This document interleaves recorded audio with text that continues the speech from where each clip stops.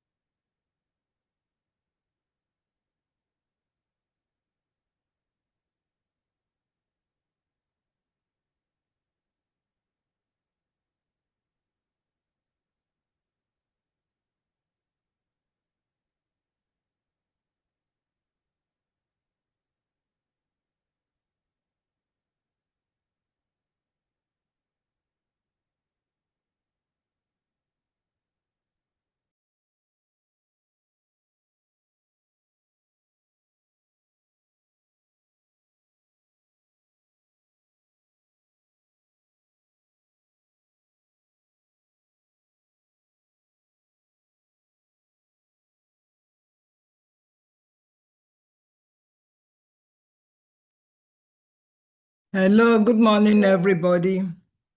Good afternoon, good evening, irrespective of where you are on the globe. The world has been so connected that these days, I don't think we even have to put in the season other than just to say, hello, how are you and how do you do? You are welcome again, and we're excited to have you participate in the 52nd Wimti class, where we bring you contemporary issues in mining. And for this particular season, we'll just go through the introduction quickly and go through what we have to say, because we have a group of people lined up, experts in their own field, people who are well known in their own field, to talk about our current topic, which we've been dealing with in the past three sessions. Women in Mining Nigeria is a leading non-profit organization dedicated to advancing gender equality and empowering women across all levels of the Nigerian mineral exploration and mining sector. With a robust network of over 5,000 members spanning 29 states, we are a powerful force driving positive change throughout the nation. We are committed to creating a more inclusive and equitable mining industry where women have equal opportunities to thrive and contribute their valuable skills and expertise. We achieve this through a multifaceted approach that includes capacity building programs, advocacy initiatives, mentorship opportunities, and networking events, empowering women with knowledge, skills, and connections they need to succeed in the mining sector. Next slide, please. Our vision and mission: empowering women, transforming the mining industry to respect the rights of all. But however, I'm quick to tell you that Vision do change with time. And we are beginning to see, like in the LEAS meeting of World Bank yesterday, we discussed and know that it is critically important to involve everybody, engage young boys, engage young men, because jokingly, who will the ladies marry when they are so involved, when they are so rich? I hope they won't start marrying what you call artificial husbands. So you can laugh with me wherever you are without disturbing disturbing the class. Please go back to that second slide. So it's very important for people to know that we are open to all. And no wonder we started a mentoring program where we make sure that both young boys and girls are brought into the sector. Mining is relatively being redefined across Africa, especially for countries like ours. So everybody is welcome. Our mission is to foster. Please go back to the next slide. Why are you rushing? Please go back to the next slide still. Our mission is to foster a supportive community that inspires innovation, sustainability, and excellence, driving positive change for women and the mining sector as a whole. Yeah, next slide. Next slide. Can you go to the next slide, please? Yeah. Gender mainstreaming. Some notable projects we've done.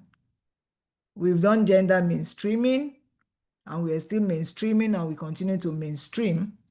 We've mainstreamed more than 2,000 to about 3,000 women across the country into the sector.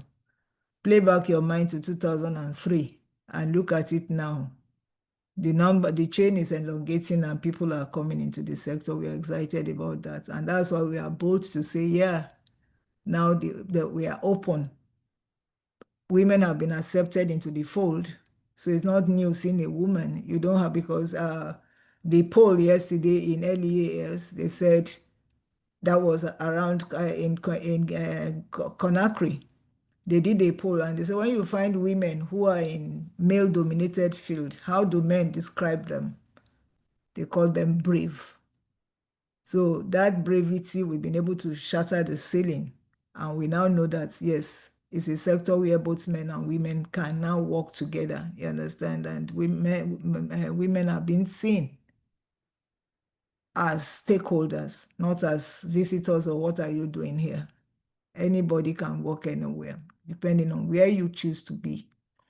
Then we have our Girls for Mining project, which is what we call the G4M, preparing the next generation of young girls, to work in the sector. Unfortunately, that sector, we are still stunted with about 10 states, but we hope to be able to expand with time. Then we have the Mines to Mine project. This project aims to remove children from mine sites, which we continually do. It is wrong, it is wickedness to send children to mine sites when they should be in school. Education is very important, even if in the era of AI, even if you can't afford real school, you can afford to get your child somewhere where they can learn from somebody. Could be skills, acquire something, but not take them to the mines where they are exposed, they are not equipped, they don't even have the body to carry the gadgets which will protect or shield them. Then we have what with the GGCE, and we are so excited that the GGCE is coming up this November, from November 24th, when the master classes will start, to the 28th, 27th, when we have the gala, the dinner.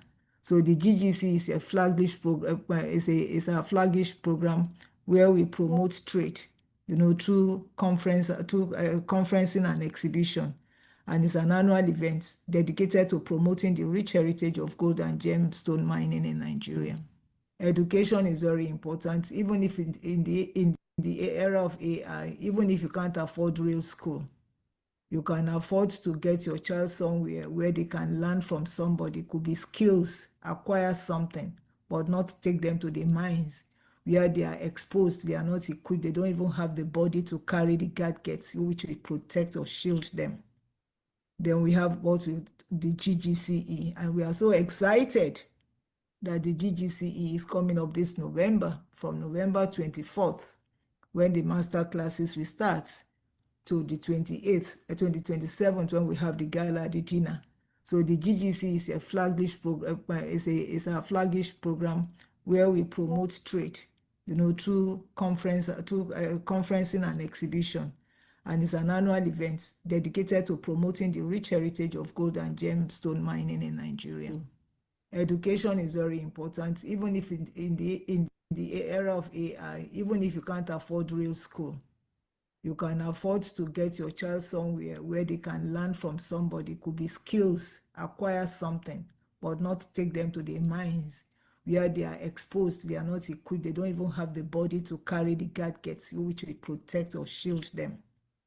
Then we have what with the GGCE, and we are so excited that the GGCE is coming up this November, from November 24th, when the master classes will start, to the 28th, 27th, when we have the gala, the dinner. So the GGC is a flagship program. Is a flagship program where we promote trade, through conferencing and exhibition, and it's an annual event dedicated to promoting the rich heritage of gold and gemstone mining in Nigeria.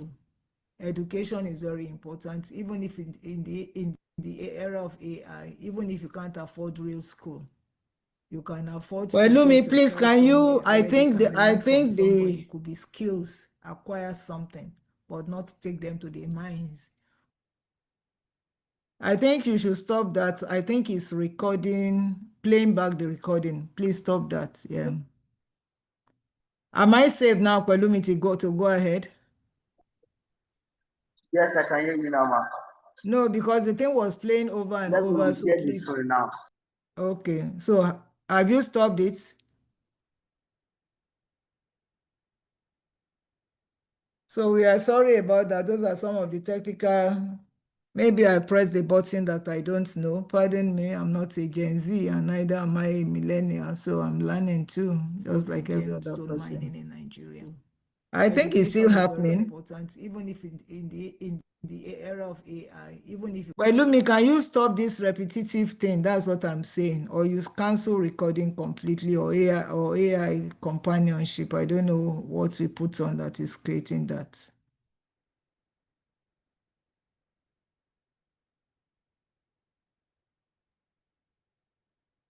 Are we okay now, Pelumi? Yes, ma. You know what I'm saying is that the thing is repeating itself. Are you hearing over Yes, there? it's actually because of the LinkedIn live. The LinkedIn was live. I did not mute it. So have you stopped it now? Can we go ahead? Yes, yes, ma. Yes, ma. Okay, can you go to the last slide, please? Okay, so about WIM 52nd edition, Women in Mining Training Institute is a training wing of Women in Mining Nigeria. It was initiated to provide a broad range of mining. It provide knowledge and education on the salient issues in the mining sector, especially about those bordering on mining businesses and economics, methods and practices, gender justice, poverty and sustainability. And you know that dominantly what we do here is centered around ASM and SSM. Yeah, because those are the people who actually want to really learn and who most oftentimes don't have the resources to engage the needed expertise. So it's good we pick up knowledge, from here. Yeah. The next slide, please. So you can get involved with us by being a member, by being a volunteer, by donating, or by being a partner. And there are so many things to donate to. Some people say, I don't have money. You can donate your time. You can be a volunteer. You can donate your resources. You can donate your knowledge. You can decide to say, see, I have this thing I want to share. Like people who are coming in today, they are donors. They are donating their time. They are donating their intellect. They are donating their experience, you understand, for humanity, because whatever they share today will be documented and some other people will pick it up. So once again, we want to welcome our faithful partners. I might not be able to go over the list right away, but at the end of it, I will acknowledge them. Today, we are talking about the interconnected challenges of safety poverty, and environmental degradation in artisanal and small-scale mining, a pathway to sustainable livelihoods. It's loaded because when you look at what are the challenges, what are the problems, we have what we call poverty cycle. The poverty cycle comes in different forms and different shapes, but some things are central to them, and I won't want to preempt the speakers today. So what I'll just do is that I know that artisanal and small-scale mining remains a critical source of livelihood for millions across Africa and beyond. Yet, these communities face complex and overlapping challenges. Unsafe working conditions threaten lives daily. Widespread poverty often drives miners into exploitative practices, while the environmental footprints of unregulated operations depletes the very land and water resources that sustain them.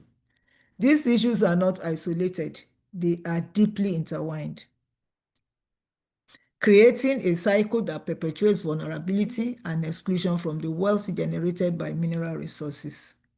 Today's dialogue offers us a unique opportunity to reframe ASM and SSM not as problems to be managed, but as a vital pathway towards inclusive, sustainable development. By exploring innovative approaches ranging from policy reforms and access to finance to environmental remediation and community empowerment, we can uncover solutions that protect miners, restore ecosystems, and unlock real economic opportunities. As we begin, I invite us all to think beyond short-term fixes. Let us imagine what it will mean to transform ASM and SSM into engines of dignity, safety, and sustainability for generations to come. We have been on this for only God knows how long. People talk about, oh, they are this, they characterize them, they did everything. And we still see pictures come daily, finding people being buried alive, finding people being drowned, finding a whole environment being contaminated. The government has not been able to tackle it. So what is behind this monster? Let's look at it and dissect it today. And today, to look at that issue, we've brought in Rebecca Smith, Clever Sito, and Charlotte Nangolo, all very special people who I met in the course of this journey and who have significantly impacted my life. And I threw up a discussion recently on LinkedIn, just talking about an aspect of poverty and artisanal mining, and the death related to what happened in Niger State.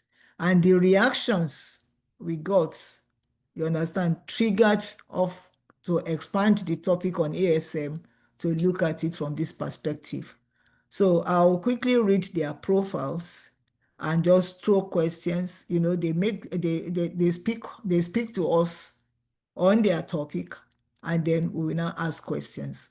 Clever Sito is a gemstone consultant with over 18 years of experience in the mining industry. He holds an MSc in Applied Entrepreneurship and Business Management and a BEng honors in mining engineering and mineral processing. Clever worked as a mineral evaluator in Zimbabwe for 13 years, contributing significantly to the country's mining development. He served as head gemologist for a USAID Gemstone Value Addition project in Afghanistan with DIA LLC, USA, where he coordinated the establishment of the Silk Road Hearts Gemology Laboratory and Lapidary Center to empower local artisans and enhance the gemstone value chains. An accredited gemologist, he studied at renowned institutions including the Gemological Institute of America, HRD Antwerp, Indian Diamond Institute, Swiss Gemological Institute, and others in Spain, Canada, South Africa, and Israel.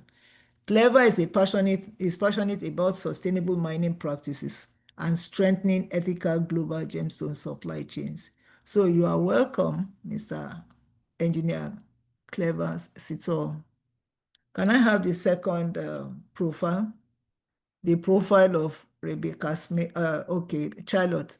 Charlotte Langolo is a mining engineer and board director with 20 years of international experience in mining operations, consulting, project studies, and corporate leadership.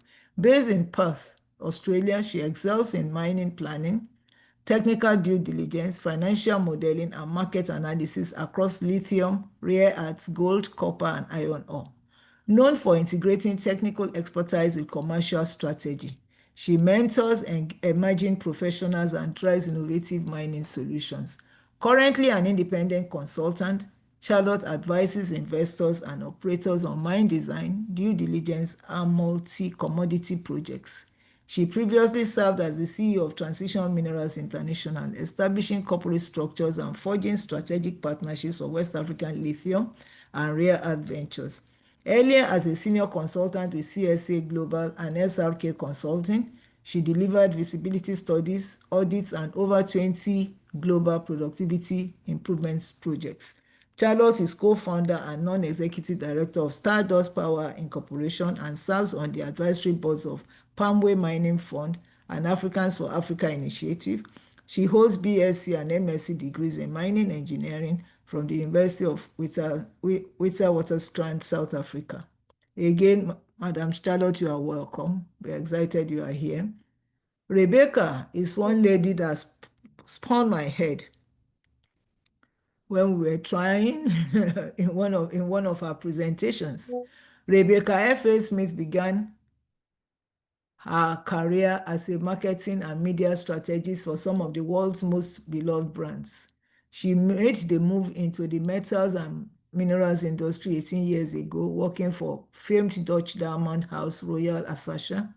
She has a distinction-level master's degree in sustainable development from the University of Sussex, the world's #1 development studies program. Her academic work now focuses on decolonial praxis in metals and minerals policy and value chains, particularly in global North-South relations. Rebecca is a strong proponent of traceability and ESG. She is experienced in delivering to multiple accreditation frameworks, including Responsible Jewelry Council, IMA, Fair Trade, and broader generic ESG and compliance frameworks, including the CANGRAC zones. She is a passionate advocate for women's rights and a proud member of the Organization for Women in International Trade. She also possesses additional UN and IOM certifications in environmental science and innovation strategy, anti-trafficking, and water resources management. Once again, you are all welcome. So if you look at our panels, they are carefully selected. You have someone from the industry, you have a consultant, and you have someone who oscillates between academics and the consulting world. So the three of them are here, and we will throw questions. You understand? We will ask them. I will call Rebecca Smith first to give a presentation on her famous topic on technical decolonization. And then from there, we will throw in some questions. Move to the second panel and to the third panel. Then we will open the floor. If you have questions, you can drop your questions in the chat box. We pick it from there, and if we have time, we can call on some individuals to ask some questions, maybe for 1 or 2 minutes. So I will go over to Rebecca. Rebecca, I want to pull out your presentation. You understand? So perfect. I was going to share my screen with you, but it's disabled. Yeah, Pelumi, please give the authority for her to share her screen.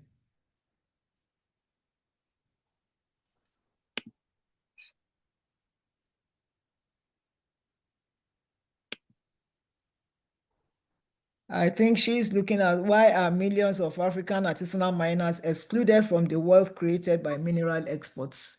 So these are sensitive. I will want us to pay attention to every detail. Why are we excluded? So you have the floor for you to make your presentation. Thank you. Okay. So let's have a look.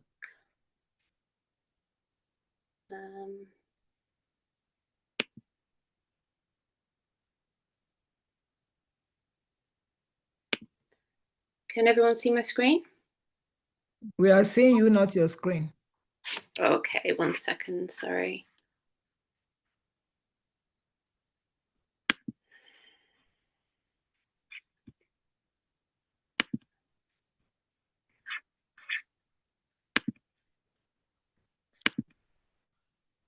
I think we might just have a little tiny delay. Yeah, we can see your screen now. You can go ahead now. Okay, so let's have a look. Okay, so I work a lot on delivering voluntary sustainability standards, as Janet introduced me. And what I have began to kind of realise is how they play a role in dispossessing the African continent of its metal and mineral wealth. So my perspective on these standards, even though I do work with them, has begun to change over time. And today I want to question whether they are the epitome of progress, or are they actually neo-colonial sources of governance and dispossession? And we're here to talk about sustainable livelihoods, and voluntary sustainability standards are supposed to empower. But let's see if we think they really do. So I think all of us here are critical thinkers. We can all hold two truths in our mind at the same time. I work a lot with the Responsible Jewellery Council certifications and the Initiative for Responsible Mining Assurance, RJC and IRMA from here on in. These standards are in many ways sort of exceptional examples of how you're supposed to do sustainability very well. They're worked on by very passionate, very engaged people who are wanting to create a much better world, a healthier planet, more human rights. And I do believe fundamentally that the personal and organisational intentions that underpin them are good. And what's worth noting here is that their own certification process is very layered, because they're certified to certify by ICEAL, which is a global membership organisation. So the RJC and IRMA's standards have to evolve alongside them. But when you look a bit closer, you really get the idea that a picture says 1,000 words.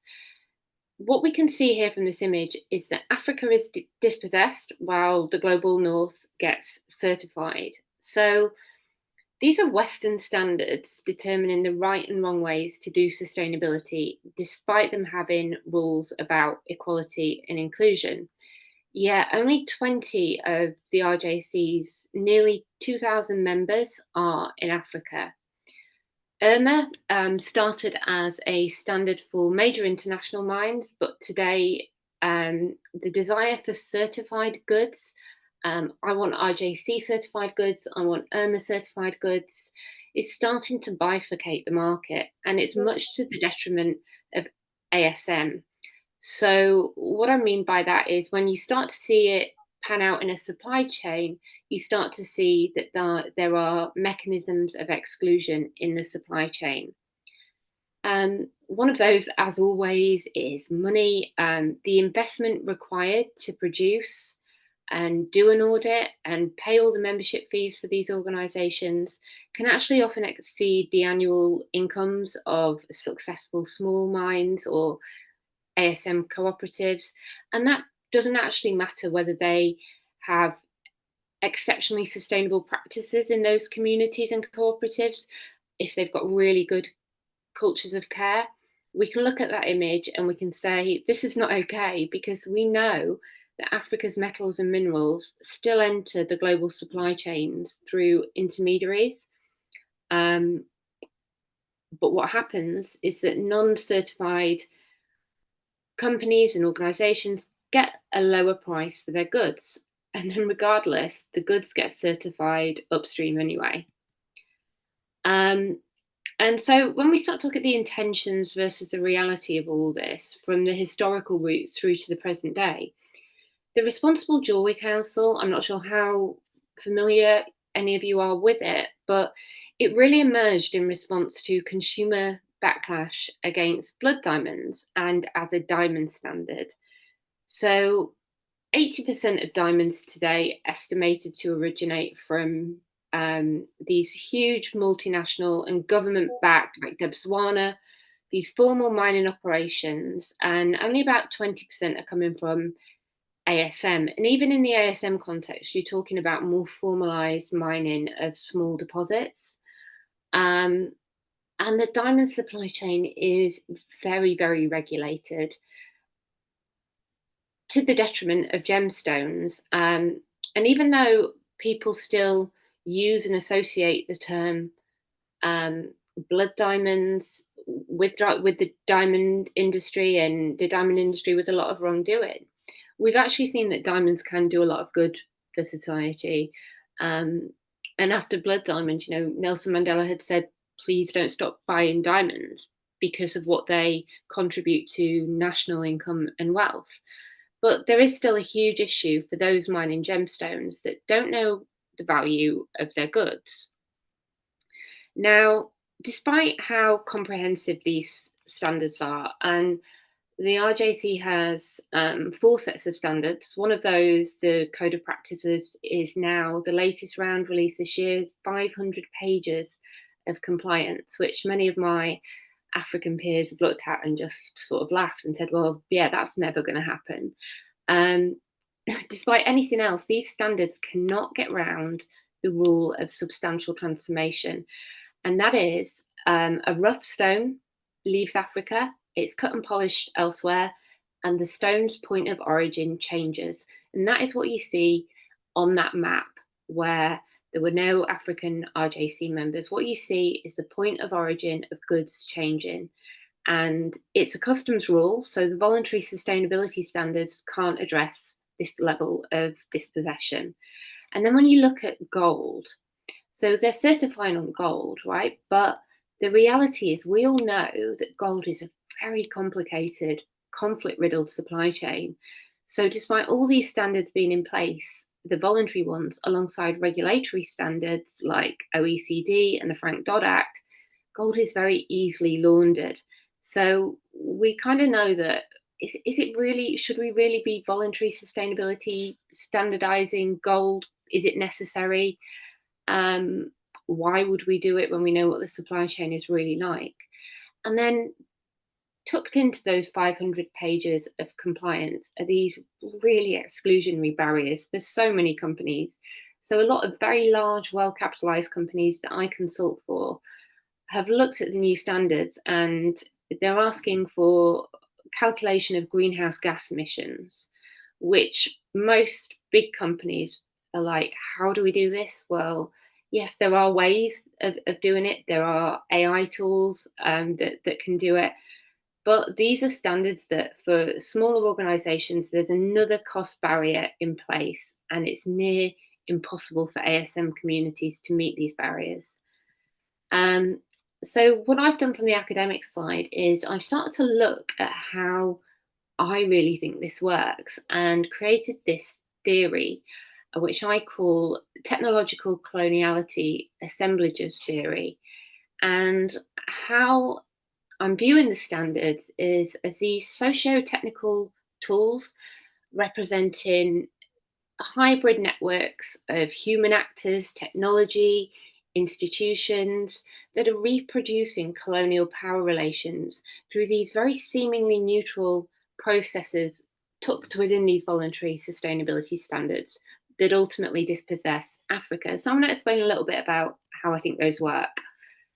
And this is a work in progress, guys, so do bear with me, and I'm open to feedback on all of this.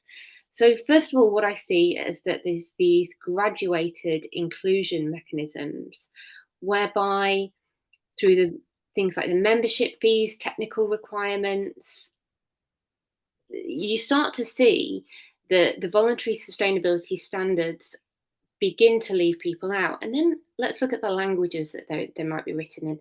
So RJC now, I think, has 5 or 6 languages. I only use the English version, obviously, but that does not account for the linguistic diversity on the African continent, wherein you've got about 1/3 of the world's languages, and some of those have no written form. So how are those people supposed to achieve this kind of standardization for inclusion into this premium market in the supply chain.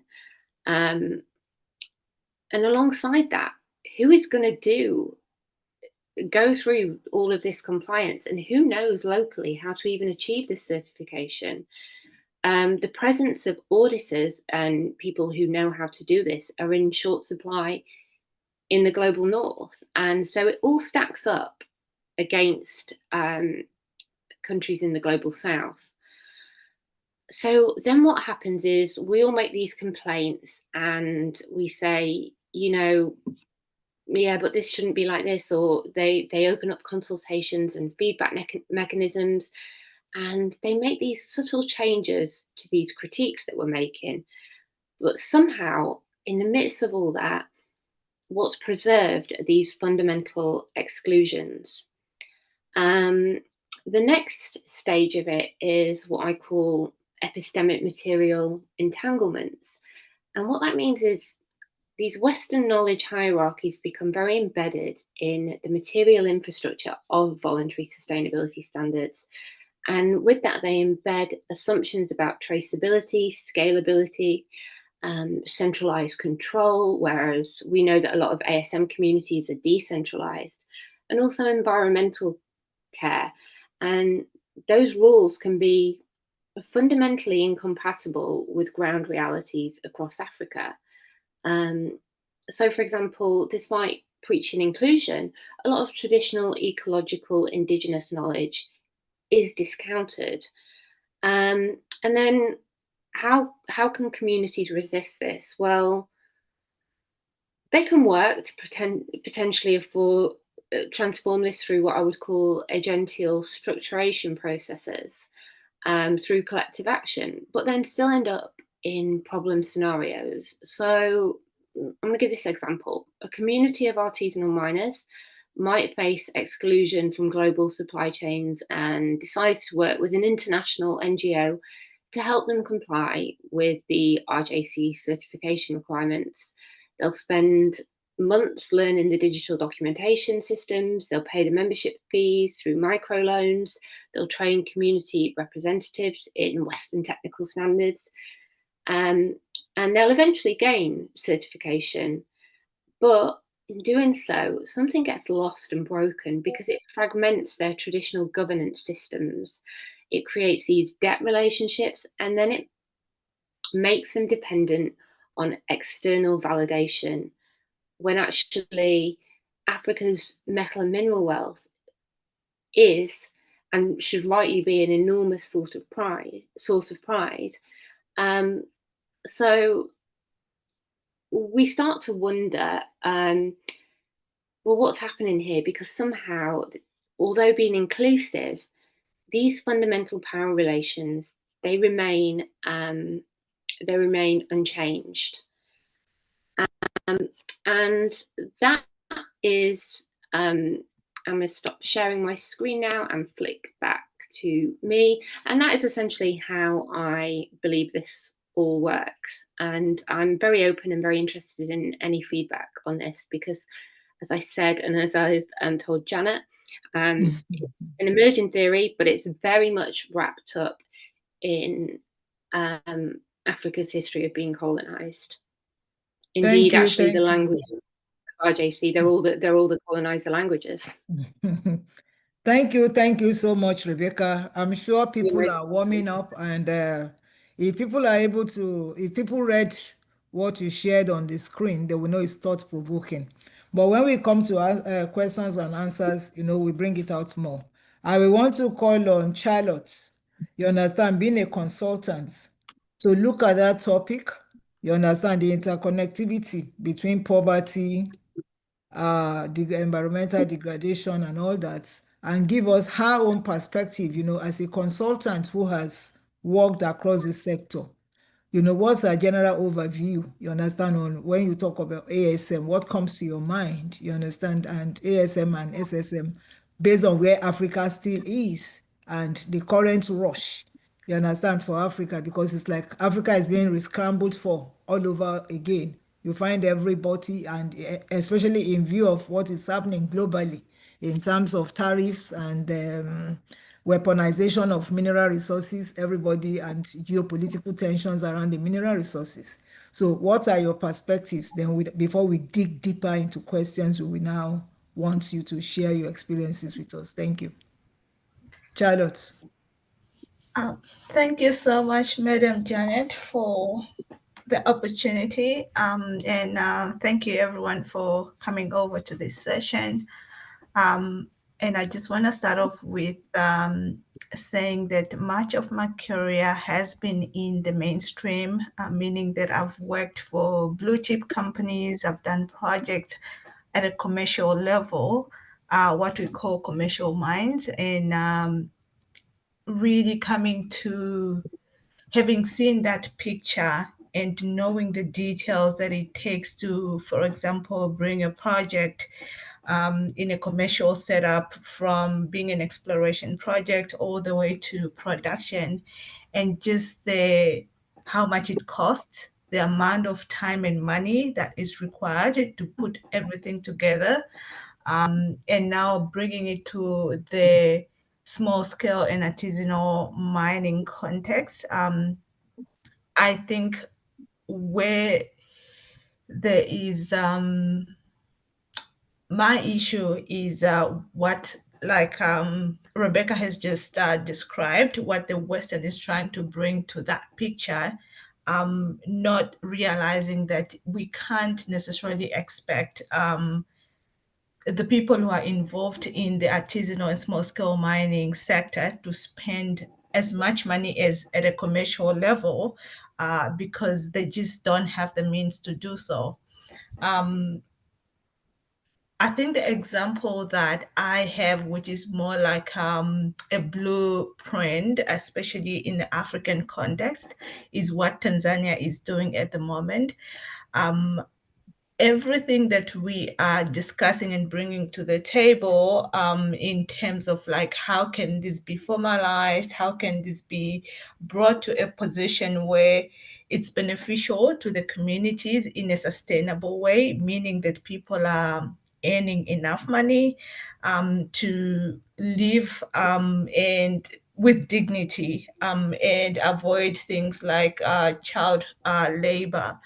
And also bring the aspect of safety to the equation, which again, that costs money to buy, protective clothing and training. It costs money. And the only way we can really bring safety, training, and all of this to in the context of artisanal mining and small scale mining is if the governments of these African nations are involved. Again, giving Tanzania as an example, Tanzania is really leading in that aspect.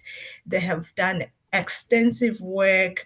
The government is doing training. They're setting up trading centers for, transparent pricing of the products that come out of these mines, and also assisting with equipment.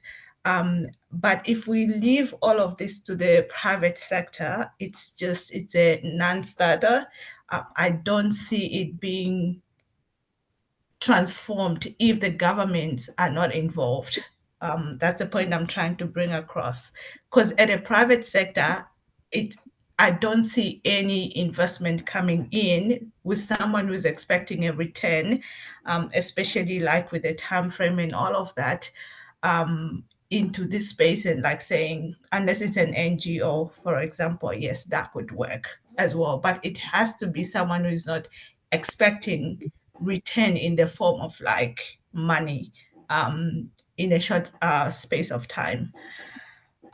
What I would say with my insight, I think the past 2 years, especially, I have dealt extensively with artisanal and small scale mining on the continent, specifically on the west and the south and east as well. The main stumbling block for me personally is access to the market.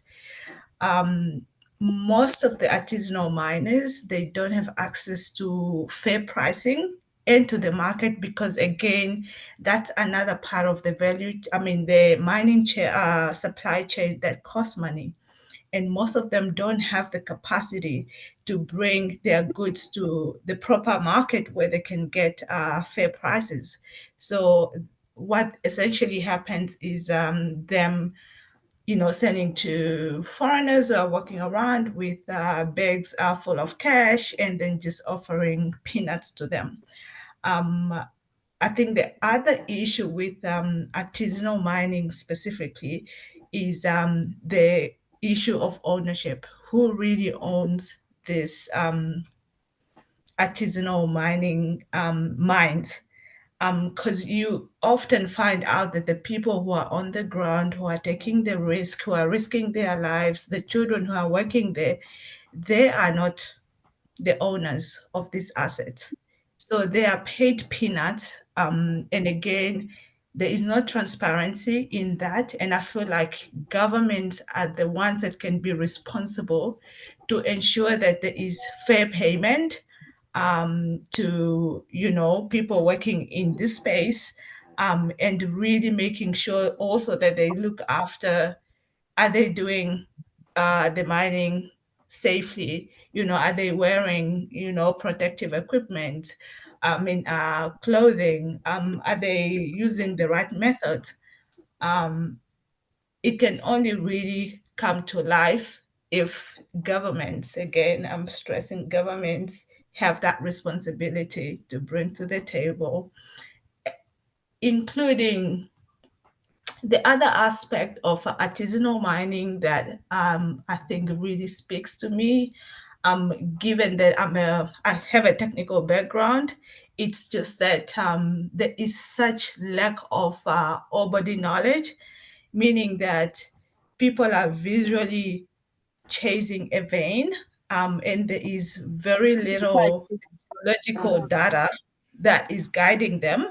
And again, the reason why they are not doing that is because that process is just expensive and they can't afford it given what they are getting out of the ground at any given time. So to summarize all of this, there is the aspect of access to market, just all body knowledge, and the understanding and affordability of our protective clothing. And with the environment, I think the environment is always looked at as an afterthought in artisanal and small scale mining, because if I'm chasing something to feed myself, anything that doesn't have an immediate effect, it's going to be an afterthought. And really, again, it comes to just like education and training people to look after the environment themselves. We have done this in Africa for centuries. Like, I come from a farming background, like at home.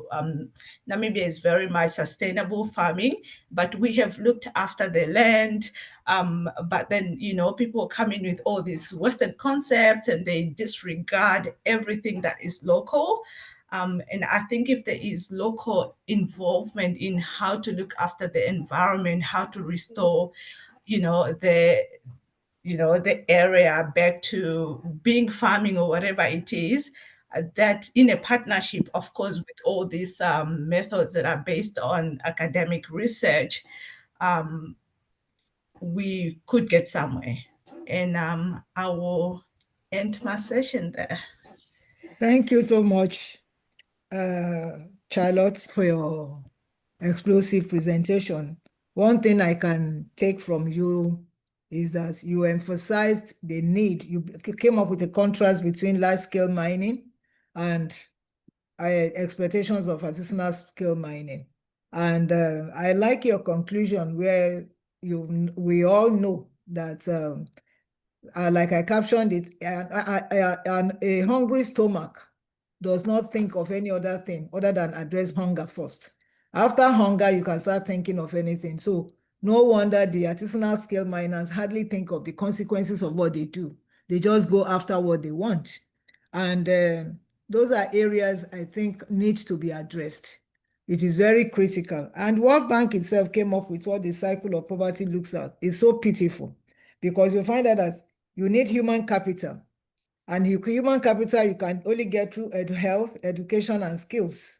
But do they have the skills? They don't have it. Do they have the education? They don't have it. Physical capital, infrastructure, which includes infrastructure, housing, tools, and things like that, they don't have it. The natural capital, they don't have it. Social capital, they don't have it. So when people don't have access to all those things, it can only do what? Financial capital they lack. It can only multiply poverty. And poverty cycle in mining is often very terrible because mining causes, please, can you mute? Mute if you are not speaking. Mining often displaces the local communities. You understand? Disrupting livelihoods and social structures, like you said, because I was taking notes. You know, jobs created by mining are typically low paying and temporary, leading to economic instability, environmental degradation because people don't care. And unfortunately, in that action, sometimes people choose what they want over their life because unconsciously they don't know the consequences. Please, we appeal to you to mute. If you know you are not muted, please just mute so that you can do whatever you want to do. Then you find out that the profits from mining, because they don't understand the calculation, they did not calculate their energy, the energy they use in digging, the risk and everything. So most oftentimes they see what the cash they have at hand, you know, not equating it to the risk they've taken and all that. So these are some of the problems that has increased over time. I will call on are you okay now? Clever, are you in? Yes, now I'm okay. Yes, are you okay now? Because I know you have network issue. Are you okay now? Yeah, now I'm okay. Okay, so we call on Clever, you know, to share his perspective with us. And please sit down for the exciting questions. The questions are where, you know, they will now come up and answer specific things. And then you too can ask what you need to ask after, but let them give us a general overview of what they think, you know, about ASM and ASSM thus far. So we are eager to listen to your story. Yeah. Yeah, thank you, Dr. Janet. I'm so excited to be participating in this webinar, which is very much insightful.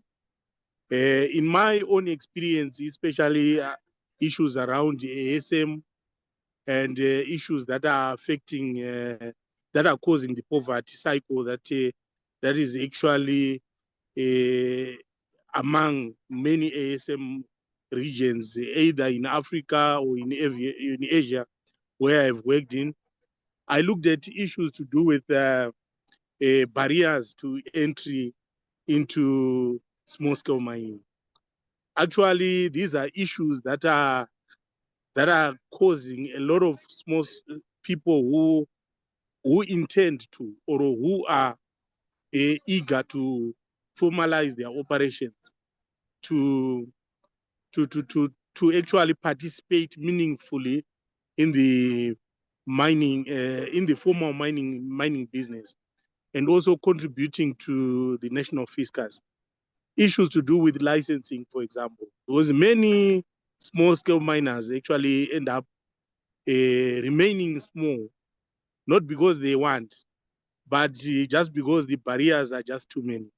And on this one, they rather operate in a, here in Zimbabwe, we call it a black market environment where everything is informal. And even if they are to attain profit or to realize any kind of rent that happens within their small-scale mining business, they actually prefer to operate in a shoddy way or in a shadowy way where no one will know what they are doing.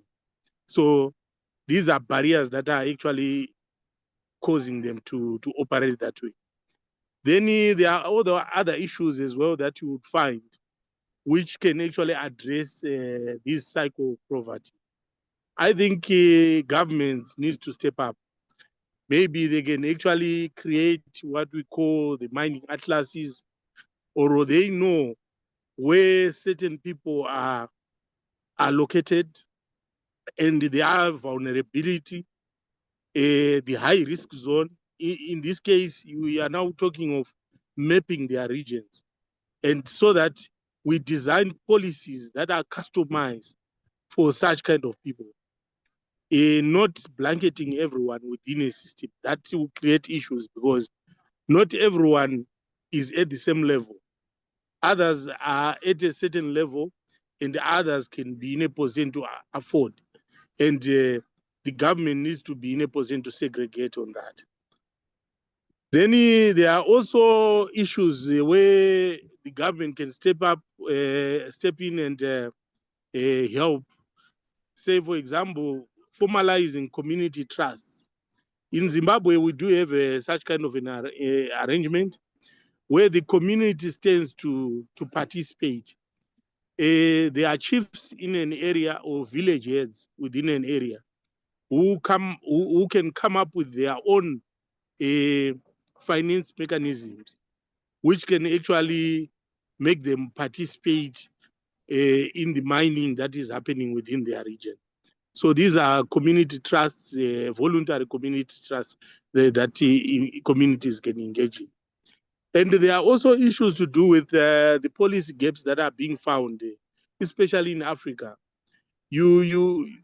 I've said the work that we have been doing under AMDC through AJEC, we have been trying to come up with a harmonized system which addresses certain policy gaps that you would find. And I'm happy that we are also working with the women in mining in Nigeria in working around this, so that we can be in a position to address this.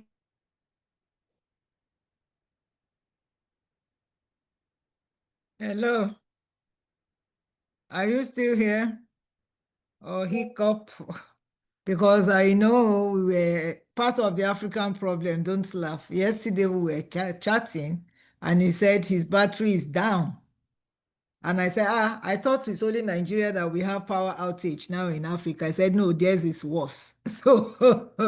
So maybe his battery is flat, but I think we can get him. So we go to the other speakers and start quick. But one thing I can pick, which I'm excited about too, in what he mentioned, was mapping, creating an atlas map for Africa, not adopting everything we adopt hook, line, and sinker, not adopting. Let's develop a mapping atlas where you want to look at the different regions, at what level are they?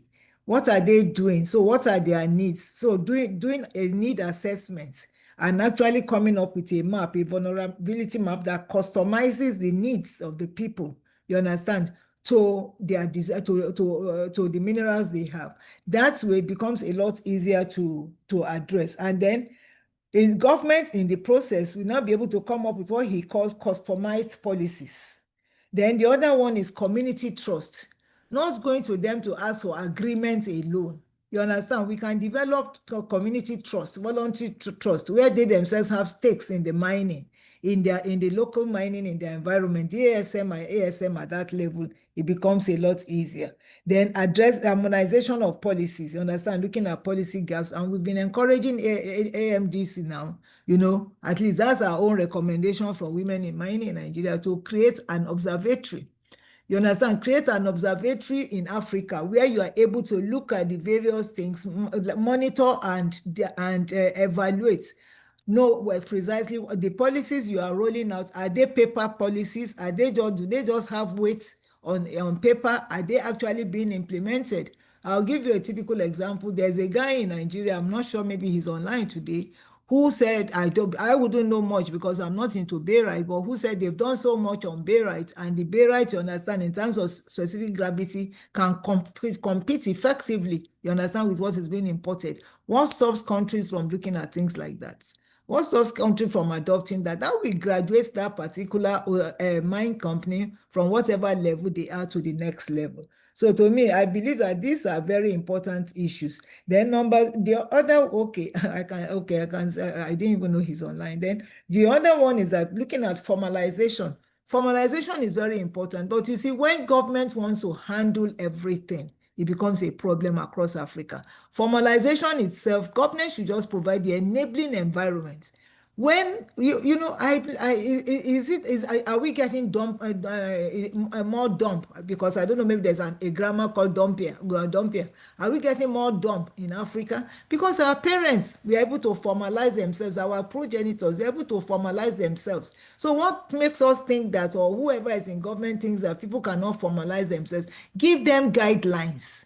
And when you give guidelines, you know, with the support of NGOs and things like that, you will find out that formalization and providing extension services becomes easier. So there needs to be this synergy between governments, NGOs, and the people themselves for us to be able to move forward. But however, we go now back to asking questions. And in the process of asking questions, I hope we get the best out of Rebecca and Charlotte. If Clever is able to come back, because I know he's really into power problems, and some of us, those of us in Nigeria yesterday knew that there was a major disaster from what the source is simply inverter. When we put inverter, we are living with inverter inside the house, locked inside the house. We are living with inverter there. When it explodes, what do we explode? And more than 80% of Nigerians have their inverters inside the house. You understand? Because there's no light. So these are some of the African problems when it comes to energy. And meanwhile, we have the raw materials around us. We have everything we need. Uranium is there. We have uranium in Niger State. Uranium is being taken to France in those days. I don't know, maybe they've disconnected, you understand, to use. Whereas those of us here in Africa are wallowing in darkness, but we hope to march on. So, Rebecca, I will ask you a first question. And that first question is, because you talk about TCAT so much, that's Technological Coloniality Assemblages Theory. That's simply TCAT. I want you to explain so that people can understand the concept of TCAT properly and how TCAT can help reframe ASM policy to ensure community participation, fair wealth distribution, and environmental restoration. Because as it is, if care is not taken, you find out that most natural resources in Africa will be owned completely by foreigners. There's no harm in partnership if you have proper partnership. But when people are completely excluded based on policies, I think we need some explanation there. So we want you to give us a comprehensive explanation since you came up with the TCAT theory. Okay, so I think that, I obviously introduced the elements of the theory, but I think really how it seems to operate to me is that there are these reinforcing feedback loops that, rather than taking away the colonial aspects that have been thrust onto the African continent, they're being reinforced. So to really kind of break out of this, when we're looking at this poverty, safety, environment nexus, what we're really hoping to see in the future would be skills training programs that can prepare communities for employment as part of external systems and community controlled enterprises. We don't want to see miners forced into unsafe practices when there are other perfectly adequate opportunities. But at the moment, there's this microfinance and small business support element that, when it integrates, it reinforces debt relationships, and that creates no internal wealth, and it recreates kind of external accumulation. And we really have to also sort of consider, who is holding the knowledge and who is holding the power in these systems. So a lot of the time, the wealth and the resources are subject to a level of elite capture, whereby I'm just getting a funny link again. I'm hoping that you can hear. Weirdly, I had no internet yesterday at all, and I'm in the UK, so it seems to be an international problem at the moment.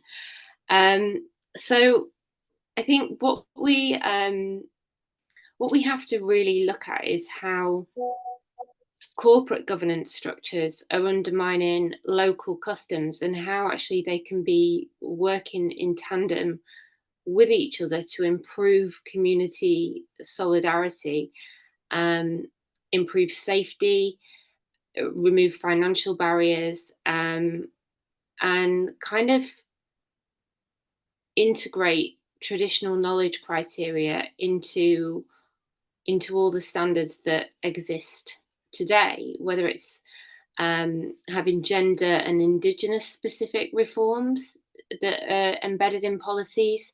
And at the moment, we see a lot of policies emerging about how to manage Africa's sovereign wealth, and lots of tabled policies at the moment. But also, we can look at this and we can say, well, actually, using TCAT, we can predict that some of these are just not going to work, because it's reinforcing these negative sort of state power, corporate capital, technology, and discourse relationships. Even the legal systems, okay, they might be based on maintaining colonial relations through apparently neutral policy mechanisms. So like what you have just pointed out, you have uranium in Nigeria, but it's not staying in Nigeria, it's going to France.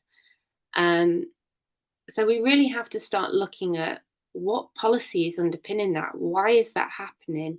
What is the hidden agenda? What invisible assumptions might exist about what is appropriate governance, to kind of gradually reveal how exclusion really operates in a very multifaceted way.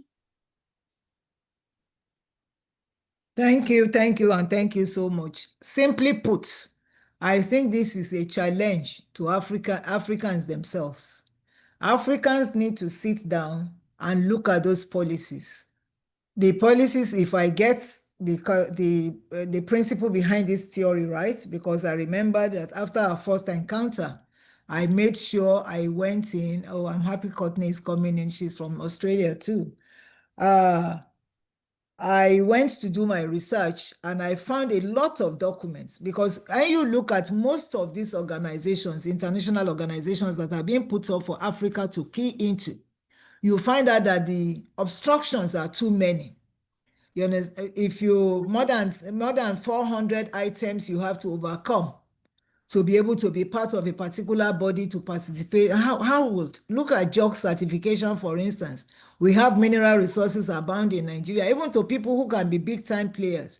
But to engage a consultant to be able to meet those requirements needs about $250,000. In view of the exchange rates that has been paralyzed, because African money, as far as I'm concerned, has been paralyzed.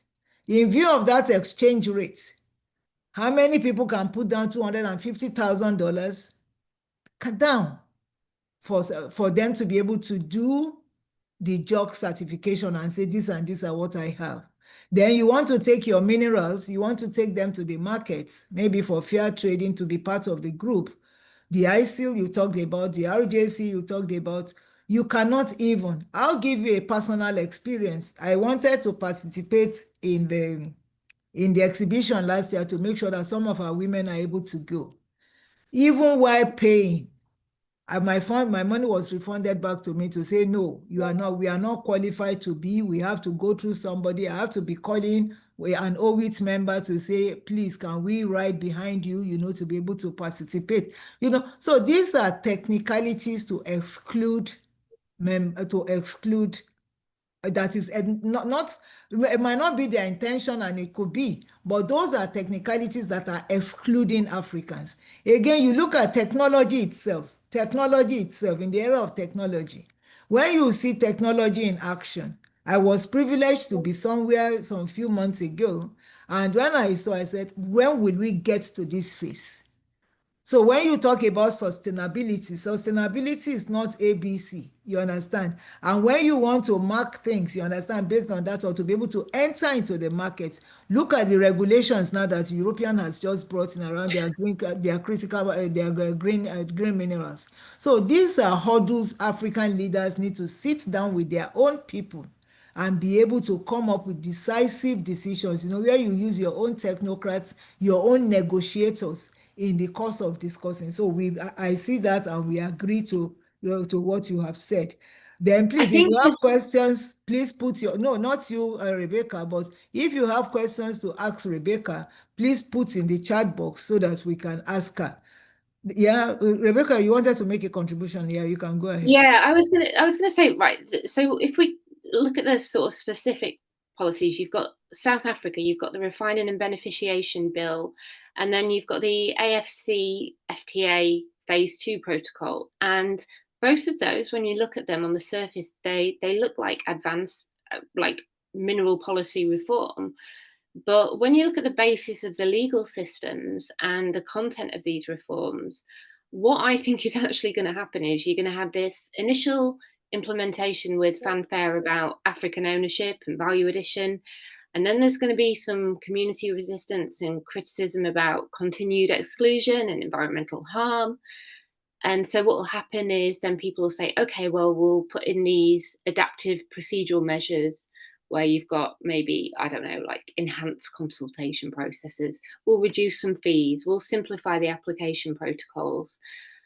But also there'll be like this sort of structural reproduction that maintains that technological dependency and external control of, you could send goods from one country to an African country, and the amount of money that you would pay on them would be so much less than if they went to India, let's say. And then you'll end up with this cycle of renewed legitimation where you've got improved participation, but all the while the fundamental power relations remain unchanged. So people really have to question in what reform looks like and predicting the outcome of policy reforms before they start putting them in place. Because what looks good on the surface, it's not necessarily, when you start digging a bit deeper, it doesn't work. So maybe that's why we have to start looking deeper in Africa. And all of us here are leaders in our own rights. And I think this is some of the take home we need to take. We need to collaborate. We need to look deeper into some of these policies. And then we need to advise or send a message to government, because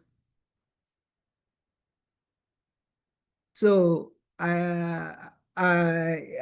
maybe Madam Dr. Salah, maybe you make your questions more clearer.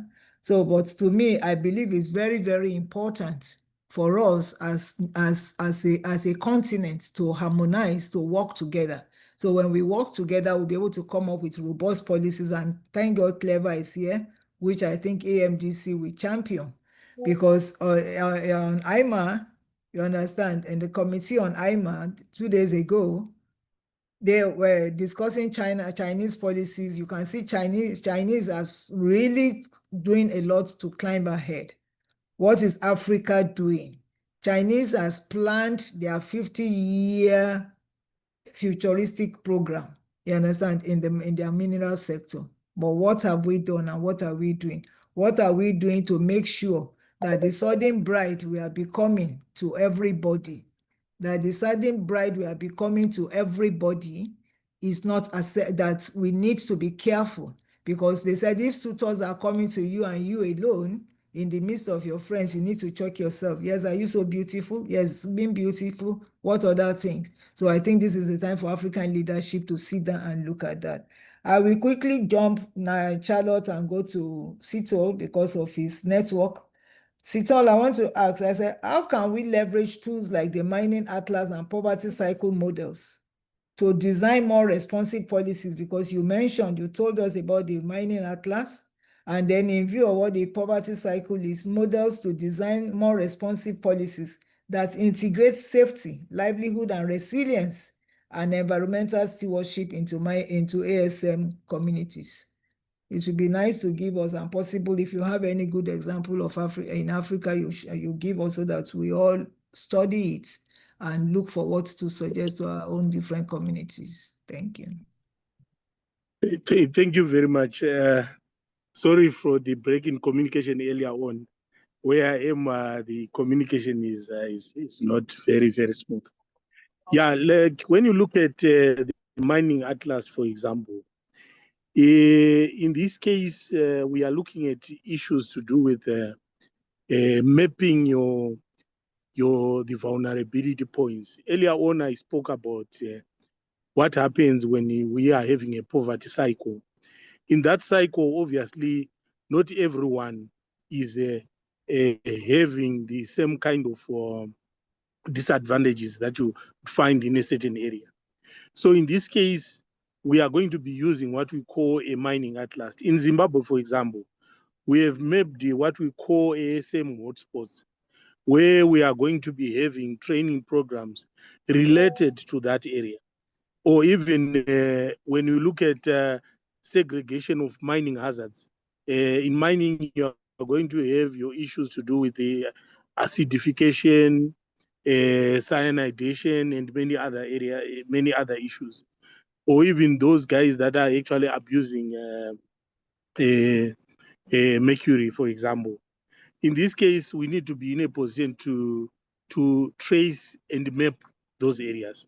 When we have done that, it's very easy for us to understand our high-risk zones and those zones that would require a specialized kind of training or a specialized kind of monitoring. This can actually be in a position to help us. This also ties in with the way you were talking about harmonization earlier on. It becomes very easy because now you are going to have an integrated system which actually helps you in terms of monitoring and analyzing what is happening on the ground. Thank you. Thank you so much. Please, for the panelists, because you are online, and so you please focus on the chat. If you find questions related to you, you can equally be, it's being streamed on LinkedIn, so you can equally be answering some of those questions, because I'm sure we can't take all the questions before our time is out.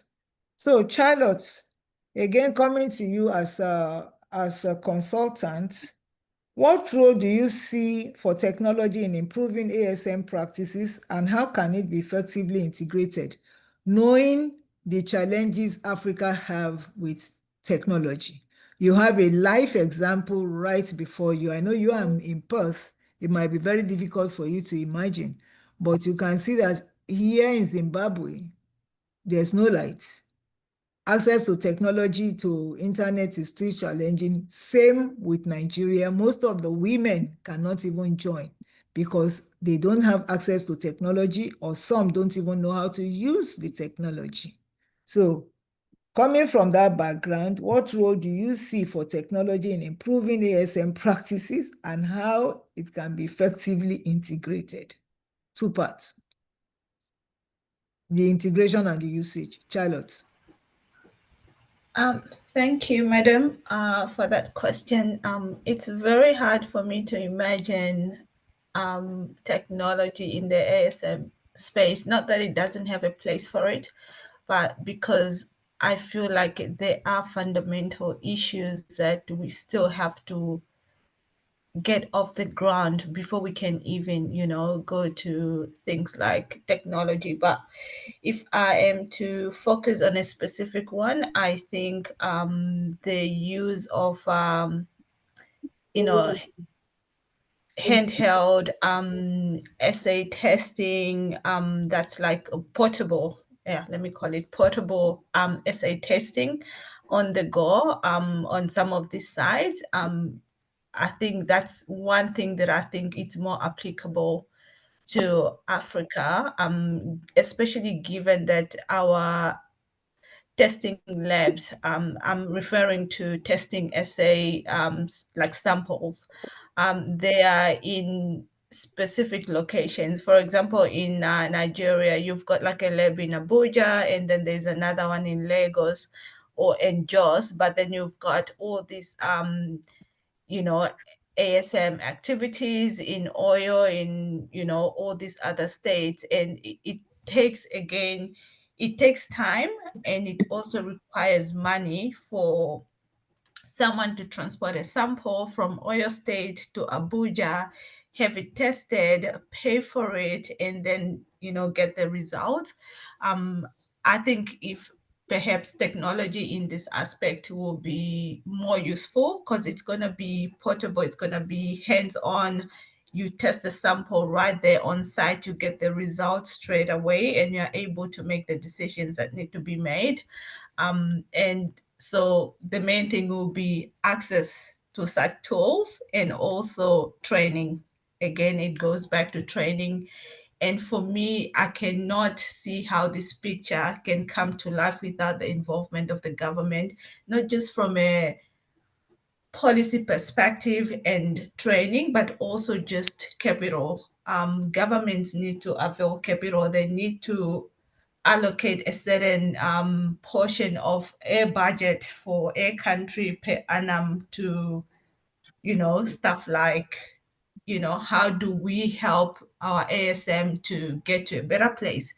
Madam Janet, you did mention China, that currently they have a 50-year plan for their mineral sector.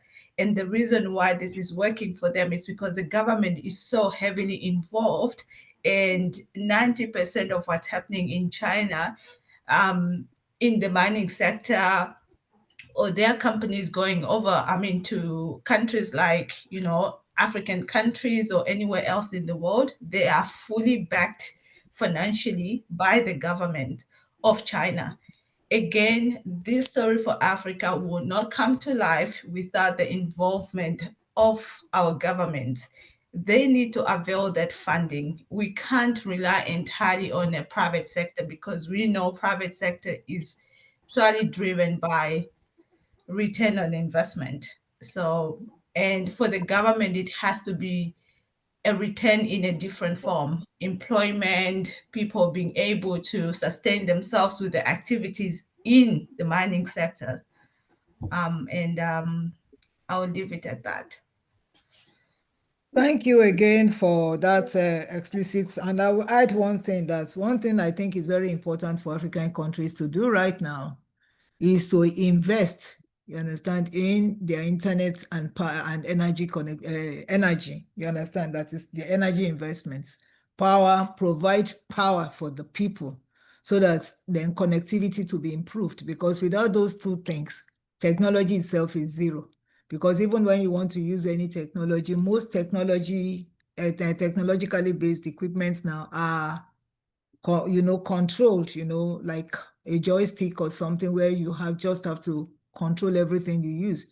So I believe that without all those things in place, it becomes extremely difficult. Even locating precise location of mineral resources and things like that are things that can be done. And then even providing education to the, if you want to formalize people, when you formalize them, how do you get across to them? I look at Nigeria. Nigeria is a big country, for instance. Moving from even the capital to the farthest place within a state takes a lot of time. How do you save that cost? How do you save that needed manpower? To me, I think those are the foundations that the government needs to put in place. And you emphasize something that is very important: the needed support. The needed support from government to the sector is very critical. Government must be intentional about providing the needed support to the people in the sector, because if not, we're going nowhere.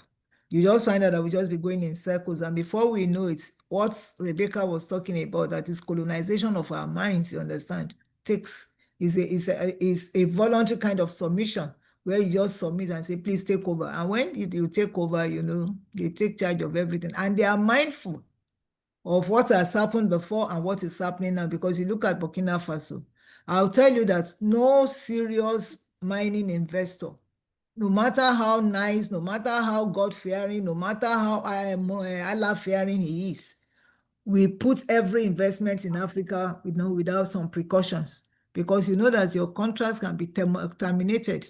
And that's another area where you have to be very careful with negotiations. We have to make sure that we invest in education to develop smart negotiators for mineral resources. That's one of the lecture 101 of natural resources governance. You must have people who are apt, people who have experience to be able to come up with good bargaining, good negotiations that can foresee, you understand, into long term, to be able to make sure that your mineral resources are properly managed without compromising anything. So we thank you for that. And I will go now to Sitol. I will go to Sitol and ask social, because you know we in ASM especially, and SSM in Nigeria and some other countries, we have what you call the corporate corporate agreement. You understand, where people come out and say, oh, you have the community has signed this and all that, as if it's binding, as if that turns around the environment. So I want to ask, I said, in your view, what role should CSR and community trust play in transforming ASM from a survival activity into a sustainable economic engine for local development?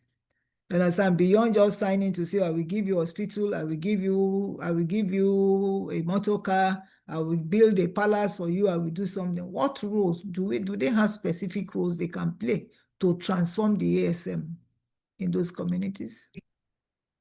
Yeah, it's quite interesting. When it comes to community trust, actually, this is a very good initiative which can actually make communities to participate in every mining activities that is happening within their localities.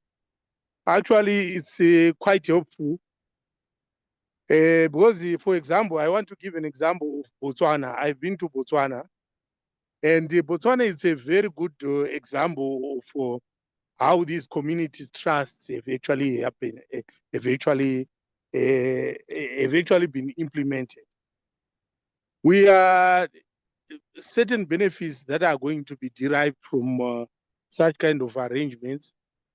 Say, for example, education, or even environmental restoration, because the mining will be happening within a certain community. And that community knows exactly what will be happening. And also they are also participating and deriving benefits from that, the mining activity. Obviously, it's unlike a situation where you are having to deal with foreigners who are coming into an area.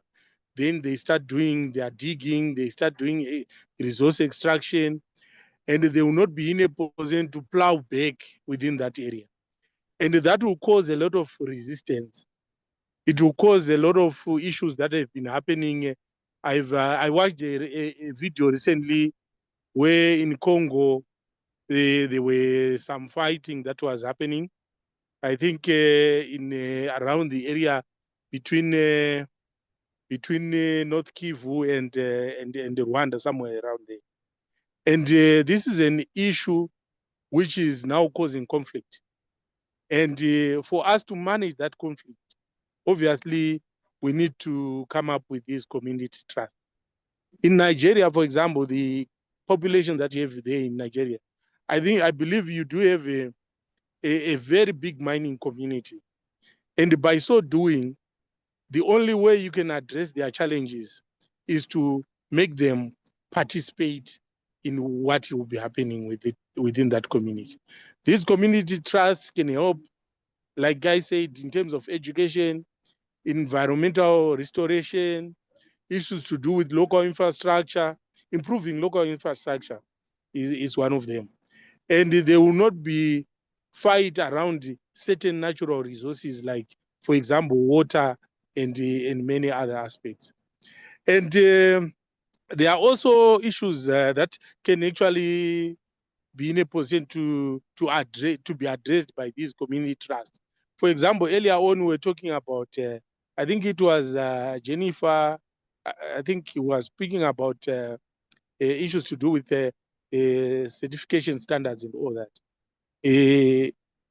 When the community is actually involved, they can be in a position to participate, knowing fully well that they are going to derive benefit from what is happening within their area. Thank you. Thank you. I want to go to the chat, and I'll just pick up questions so that we address it. I know I saw a question where I don't know, maybe it's our chairperson that asked. She said, let me look, I think something to do, DH. I don't know who DH is, but maybe it's our chairperson. Mrs. Amina Shijuade, she said, what is meant by a pathway to sustainable livelihoods in ASM? So who wants to take that? Charlotte, you want to take that? What is meant by a pathway to sustainable livelihoods in ASM? Or you all want to discuss it from your various perspectives, starting with Charlotte? Thank you, Madam. I think for me, a pathway to sustainable livelihood in the context of ASM, it's when we get to a point where we have organized, formalized, trained, provided all that is required for ASM to be sustainable, like be continuous benefit people who are involved in a way that they can build from it. It's not going to be hands to mouth. It's not going to cause a negative environmental impact. It's not going to be an unsafe working environment. So something that's sustainable is something that has safety. The safety aspect is taken care of. The environment is looked after. The people working in the sector are well looked after in the context of they are earning enough money to go beyond buying bread for the day, being able to use that money to send their kids to school and do other things beyond just food. That's my understanding of sustainability in the context of ASM. Thank you. Mr. Engineer Sito, you want to add to that perspective? Yes, yeah, it's quite interesting that this issue is coming up, and now we are talking of issues to do with responsible sourcing, which are coming out very, very handy. And I recently joined an organization, which it's a US organization, where we are looking at issues to do with the license to operate aspect. Because obviously access to certain markets, very sensitive markets, for example, in USA or in Europe, it's happening. They would want to know the pathway, like how you have extracted the mineral from the ground, the processes that you have employed, how the community is benefiting, and all those aspects. So obviously they will come up with a scoring system where if you are to rank very low, you might be barred from accessing the market. So this is a very interesting question, because obviously it builds around the livelihoods of all ASMs, because obviously the main thrust or the main goal that all ASMs are involved in is to retain profit. So how do you retain profit? Obviously, is to do with attaining maximum value and creating a niche for your product. So we need to look at that. And in support of that as well, on that question, obviously we are going to be in a position to employ certain digital tools. The digital register, for example, traceability issues, Or you can come up with what we call a systems of warranty, where we need to be in a position to monitor the minerals right from extraction up until they are being sold. Thank you. Thank you so much. Before I come to Rebecca, to just add voice to that, when you say pathway to sustainable livelihoods, it has been tackled by the two speakers. And then you find out that it is hinged practically on craft code principle. Because in craft code, you find out that you don't want a situation that mineral resources are depleted and you leave the people economically wasted. You understand? What they call completely wasted people. They are not useful to any other person. They are not useful to themselves again because their whole life has been spent digging, mining, or doing whatever. And then when you go with your mineral resources, you leave them in pains, you leave them in sorrow.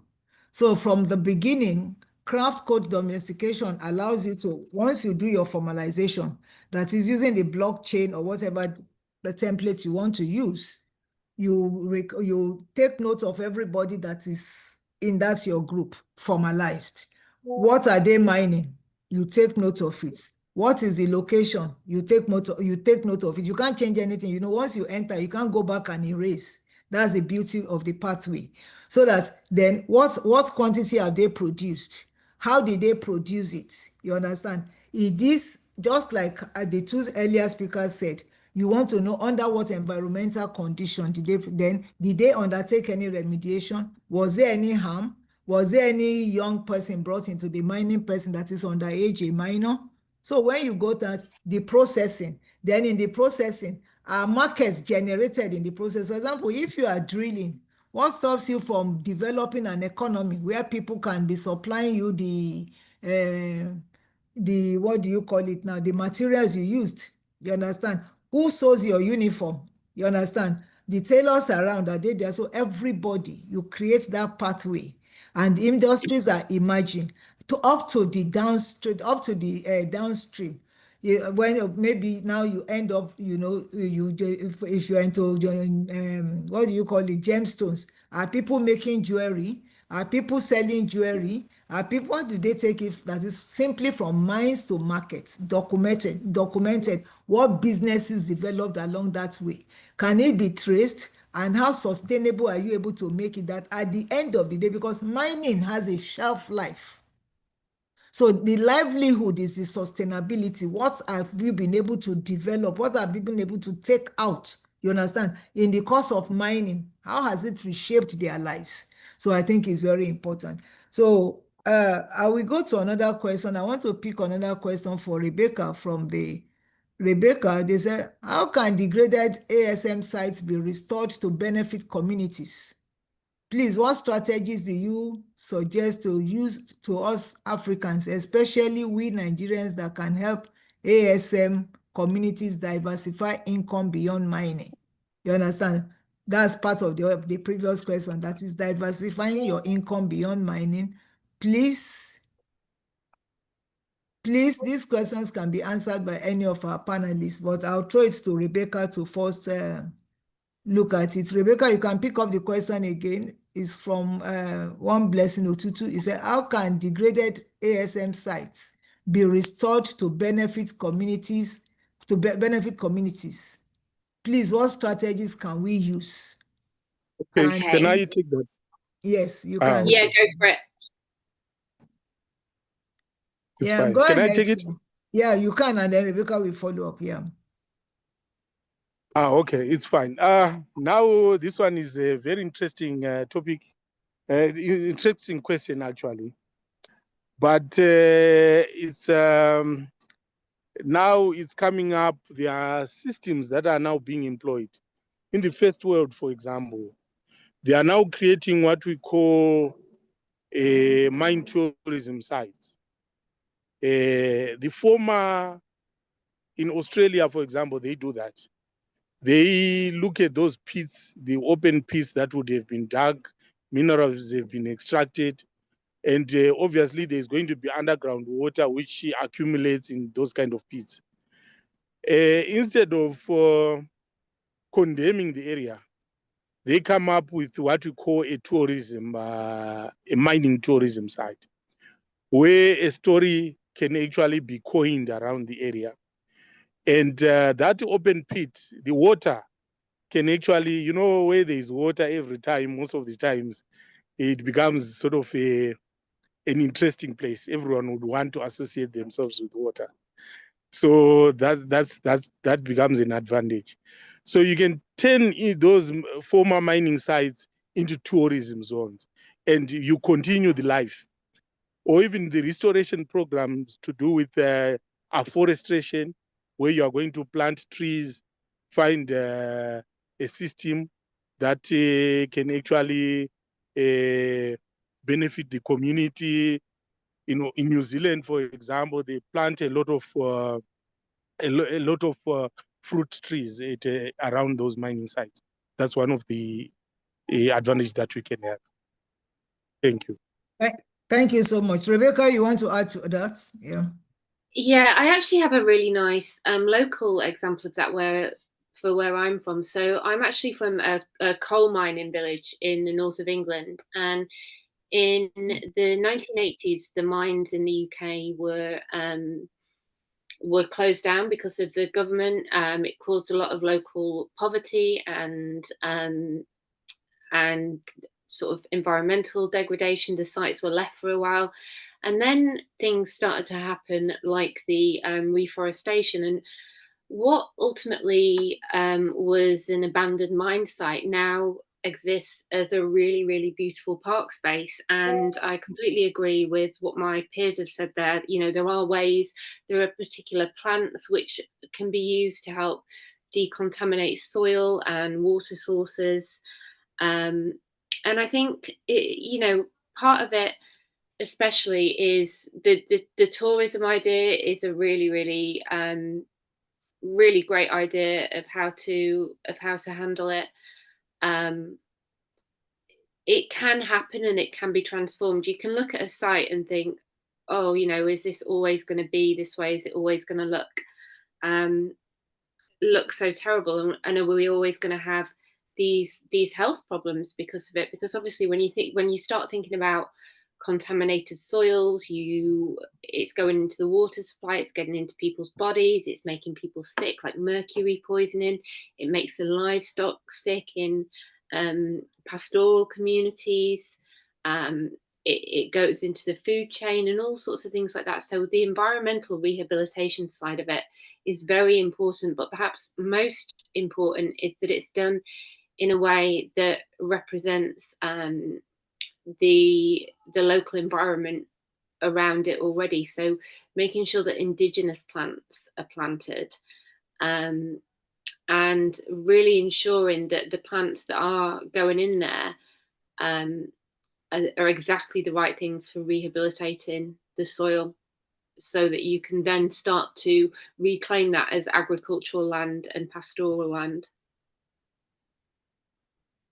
Thank you so much. And another beautiful example is in British Columbia, in Canada. If you go to Canada, one of the oldest mine sites, the best garden I've ever seen, and that has been recorded in the world, is a mine site converted by a widow who converted the mine site they used to have into a tourist heaven that people go to and pay millions to be able to watch. And here, if you go to Abercrombie here, you'll find an old mine site, you understand, where people go to, even the rail, everything was kept intact for people to still watch. So tourism sites and so many other things, you can even make it into a residential estate. It depends on what is mined there, to what level of remediation had been done, and you could find out that it could be converted. And then with the knowledge of the current sustainability we have in globally now, before mining takes place, you find out that a total documentation inventory of the site is taken. A proper EIA is done. And when the documentation is done, even up to the species, they try to preserve it somewhere and make sure that restoration again is done in the process. But I want to read what Professor Peter Apper said. We appreciate you, sir, for being here. He said, the power dynamics between mining companies and host companies does not make for proper negotiation to ensure a win-win outcome for the companies and the communities. In Nigeria particularly, the regulator needs to do more to ensure the mining communities are not shortchanged. And those are the reasons why some of us are in the space. We must educate the mining communities to be able to understand, because when they understand, when they know what is, because some of them don't even know the implication of mining in their locality. So they are interested that a Chinese gave them $5,000, $10,000, they are $20,000. Now I think they've hyped it up a little, and then whoever is coming with that technical partner promises them something. In fact, there was a package somebody showed to me, and I said, is this all about it? They promised the traditional leader there an annual holiday for the rest of his life. You understand that they will fly him first class for the rest of his life, and he was okay with that and said, okay, come, nothing beyond that. And I said, what is that? What does that mean? Do you even know how long you will live, and that you are just succumbing your whole environment, you understand, to somebody to mine, destroy, do whatever? You understand? So these are some of the things I think Prof is saying here, that there is need, you understand, for government, you understand, and NGOs to try and build up the capacities of local communities to understand the power of negotiation and what they want. And then for government to enforce it beyond just giving, writing down social corporate agreements, you understand, that is never implemented. Let's look for another question, and this will probably be the last one. I can see, okay, Patrick, you are here. I'm afraid that the way we are handling relationships with host community places, entrepreneurship, high risk taking that anticipates commensurable benefits on the cross-facing strangulation. That does not mean that host communities should be cheated. They ought to be a balance where we all play to win together. And I think that's what Professor Appa said. You and I know that most times the communities are left out. They are left at the mercy of government and the mining company. And that is why you see a lot of litigations today are springing up. If there's proper education preceding all these arrangements or community, we wrote some years back where we say, please, can you involve in your community agreement process, where NGOs go before and are able to explain precept by precept, line by line to the community in the process of signing. They look at the terms, they're able to educate, break it down for them in their local language. So it becomes a win-win-win, rather than one or two individuals or a rascal in a community, a youth rascal is drawn to one side, and then the emir or the oba or the obi, and at the end of the day, they all have consequences. So, and that is why I think Prof put it cleverly and said, let us make it a win-win situation. Somebody said, I would like to add to the sustainability question. Madam Courtney, are you online? Please unmute to ask your question. I don't know what you want to ask. Okay, I didn't have a question. I acknowledge the president of AWIMA too. I didn't know she's online. Zenzi Awesis, I'm so proud of what you are doing with AWIMA and what you are doing with WIM Namibia globally. Thank you. So, okay, thank you very much, Madam Janet, and thanks for the invitation. I came on a bit late as I did not see your invitation earlier, okay? I'm also in a public place, so I hope the background noise is not too much. So I just wanted to add to some perspective to sustainability, because that question was on the table, and thanks for the response. From my experience working in development, right, and I have decades of it, I recently entered the mining sector a few years ago as an investor. It is in the Pacific in Papua New Guinea. I think and it is in the alluvial mining, which is small scale mining. I think Papua New Guinea is a very good country, or it's a country that many African countries, when one is looking in the small mining, to develop small mining industry, I think PNG could be a very good country to look at. As it relates to government regulations, right? How mature I think the government has been in putting in place regulations to protect not only the environment, and again, this is along the lines of sustainability, but also the community. One of the things that we did was, again, in the context, in the framework of the law, the regulation was to develop our CSR program first as private sector investment, right? I do believe that CSR programs, those corporate social responsible programs, can precede the actual, just say, operations of mining. We know that it's a supply chain thing. It's also a phase out sort of industry where one goes from, just say, exploration to whether one discover, any metals or minerals that make sense, into your implementation, meaning you're putting down your mine and go through operations. And of course, before that, one has to look at the capitalization of those mines. I think it's very important that all the stakeholders, including the community, people on the ground, the government, the foreign investors, the local private sector investors, understand, the entire model, right up to the off-takers potentially, who may be, off-taking some of the mining resources. And even though it is small-scale mining, the education comprehensively, holistically, must be understood. It gives one an opportunity when one speaks about negotiation, right? Whether you have a community representative, whether it's an NGO or otherwise a municipality, or just the chief of the community who is there to look for the the good of the people. I think it's very important that they understand the business models, they understand the investment in terms of the scope of capitalization, et cetera, and et cetera, to be able to perhaps establish an entity on the ground for that community, not just a founder, for that can get into the negotiation, the reinvestment below the bottom line,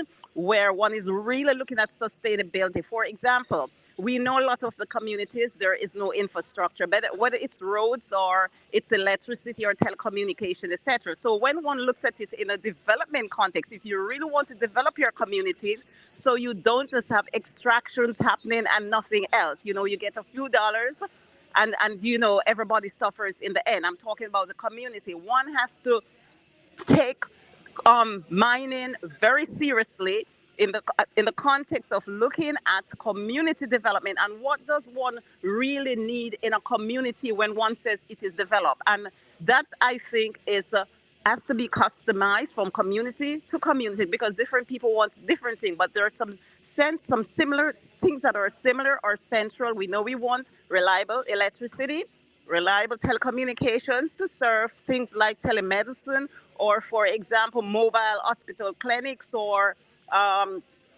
education virtually. Because if one is looking where the world is going and where we are, the people who should really reap the benefit in the future are the youth population today. And if one look at really what is going on in terms of digitization, etc., we have to look at the entire framework and to see if some of the reinvestment monies on both sides, the way our model was built is we did like a step up participation where we did not offer royalties the way traditional companies are offering royalties. We gave a certain percentage and we step up, because if you're looking over 20 years, in our model, we're actually graduating out of that mining establishment, right, as we train community people, etc. And there is opportunity there for micro and small businesses, right? If you're going to put in electricity infrastructure, right, say you're going to do solarization, to start buying into the ownership, right? In communities, eventually, people have to own things, the electric utility, the water utility, etc., and etc. Okay, so I think we need to come back to the table when we're looking at sustainability, especially in the context of African countries, because a lot of infrastructure is not there, but it also brings the opportunity to bring the infrastructure to have shared benefits, right? And if one thinks about it, one really is looking at the asset under the ground. That's what mining is about. How does one leverage it futures, right? To ensure that the benefits come back to everybody. We are talking about the foreign investor, the community, the government, because there's a taxation aspect to it where government can start to think about taxation in a more mature way. So that's really my input to this conversation. Oh, thank you, Courtney. I'm happy you were able to make it. And honestly, you can be sure that the win-win program is just what my policy is just what you have just broken down for us. And I will still invite you, for a better deep, you understand, into this debate, because it's very, very important. And finally, the final question is from Professor. The final professor is for Rebecca from Professor Peter. He said the certification process is on Professor. Professor, is Professor still there?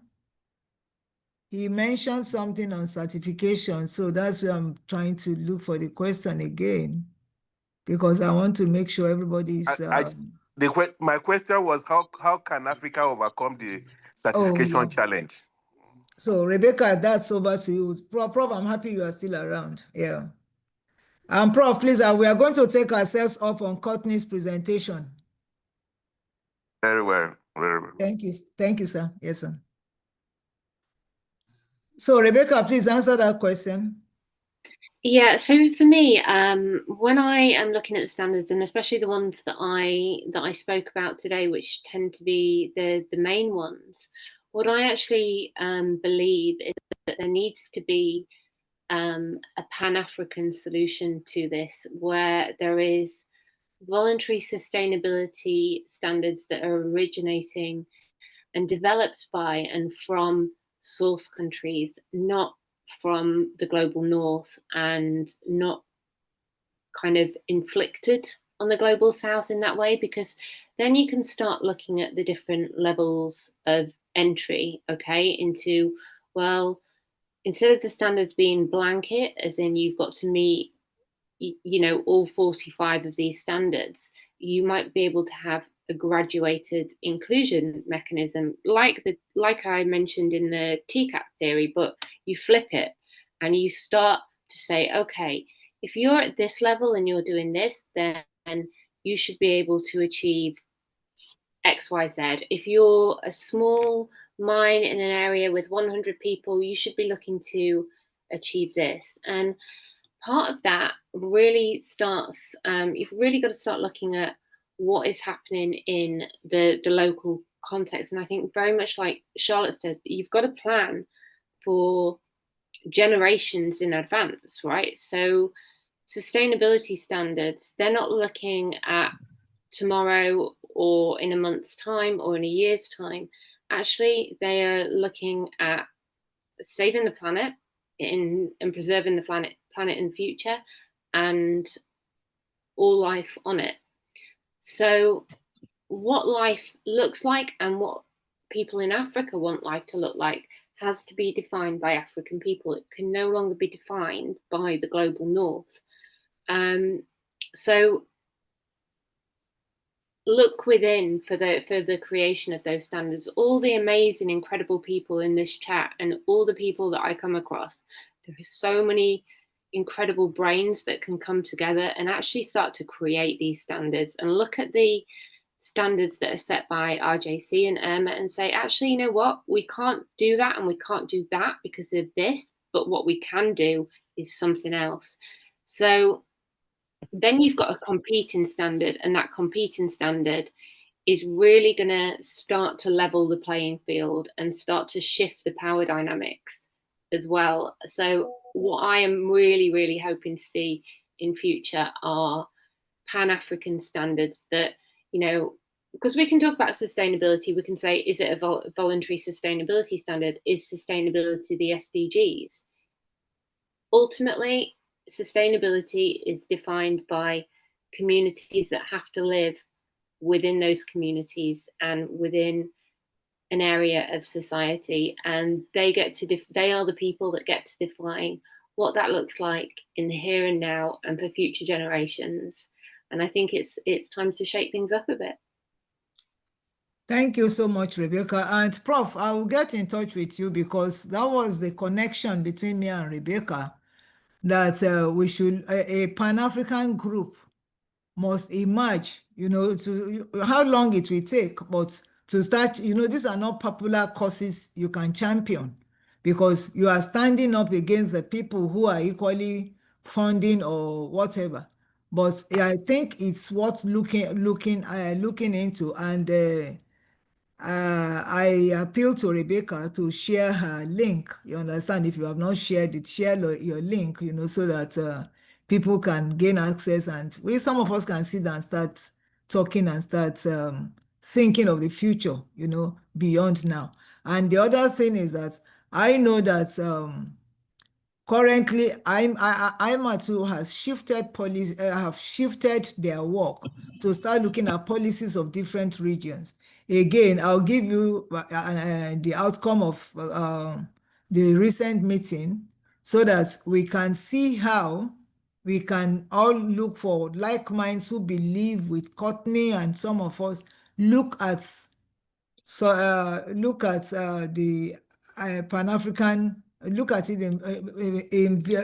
with the Pan-African lens in view to say, how does this benefit us? All these certifications, all these policies, because it is not just policies alone, it cuts across everything that brings a kind of limitation and barrier, whether it's in trade, whether it's in policies, in the trade policies, technological policies and everything. So it's high time we start making our voices louder, you understand, to see how some of these gaps can be addressed or amended for the future that are coming. Because like she said, the conclusion should be that Africans, you understand, should be at the table deciding and shaping what they want their future Africa to look like. It shouldn't be decided by somebody for us. Because no matter how hard we even work at it, people hardly see the developments we have made. You want to invite somebody to come to you to Africa for something, is asking you, can I get this? Can I get that? Because that's what they have in their imagination. So for me, I believe that these are narratives we need to correct and start the correction as soon as possible. I want to seize this opportunity. Let me just read out the comments of and then we close up. Dr. Safinat and Clever Sito. Clever said, overcoming the challenge of gemstone certification in Africa requires a multi-pronged approach that combines accessible infrastructure, continental harmonization, and community inclusion. Establishing regional certification hubs equipped with trained genealogists and digital traceability systems can decentralize access and reduce cost. Harmonizing standards under AU-AMDC frameworks ensures credibility across borders, while integrating artisanal and small-scale miners into formal systems through training and simplified protocols promotes equality, strategic partnerships with